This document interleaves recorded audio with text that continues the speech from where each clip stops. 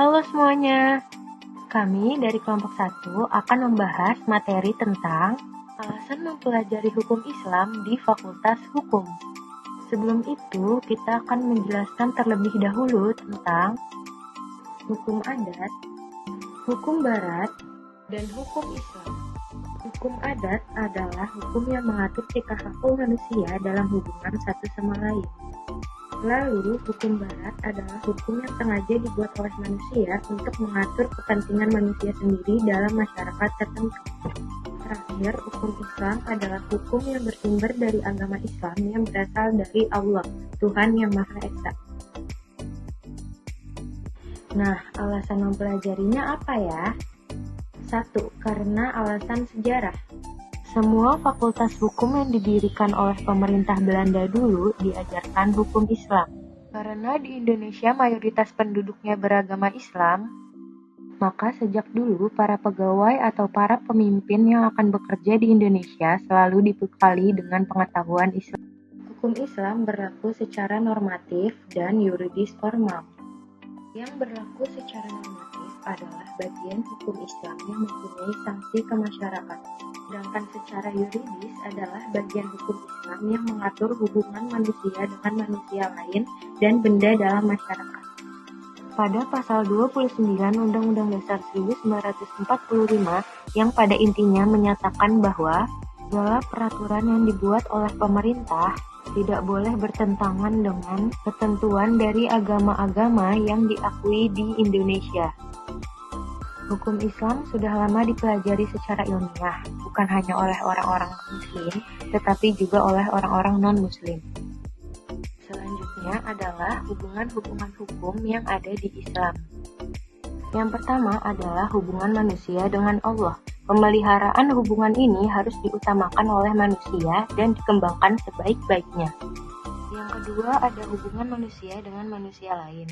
Dapat dipelihara dan dikembangkan dengan menghargai nilai dan menaati norma yang berlaku di masyarakat, tolong-menolong, menegakkan keadilan, dan berlaku adil terhadap orang lain.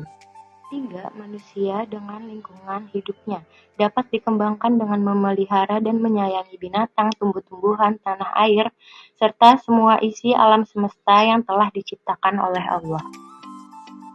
Terakhir adalah hubungan manusia dengan diri sendiri.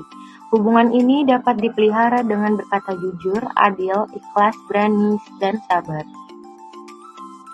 Selanjutnya adalah sejarah perkembangan hukum Islam di Indonesia. Yang pertama adalah masa kerajaan, masa penjajahan, terakhir masa kemerdekaan. Pada masa kerajaan, kewenangan yang terbatas adalah perkawinan, kewarisan, dan sengketa keluarga. Pada masa penjajahan, terdapat 2 kitab hukum. Yang pertama ada kitab Mograrer. Kitab ini adalah kitab perihal hukum-hukum Jawa yang dialirkan dengan teliti dari kitab hukum Islam Muharrar karangan Ar-Rafi. Yang kedua adalah Compendium Frasier, yaitu kitab hukum yang berisi aturan-aturan hukum perkawinan dan hukum menurut Islam. Isinya adalah hukum kewarisan dan hukum perkawinan. Terakhir adalah masa kemerdekaan. Sebagai upaya pembangunan hukum Islam telah memberikan kontribusi yang sangat besar, yaitu seperti Undang-Undang Nomor 1 Tahun 1974 tentang perkawinan. Pada pasal 2 undang-undang ini ditulis bahwa perkawinan adalah sah apabila dilakukan menurut hukum masing-masing agamanya.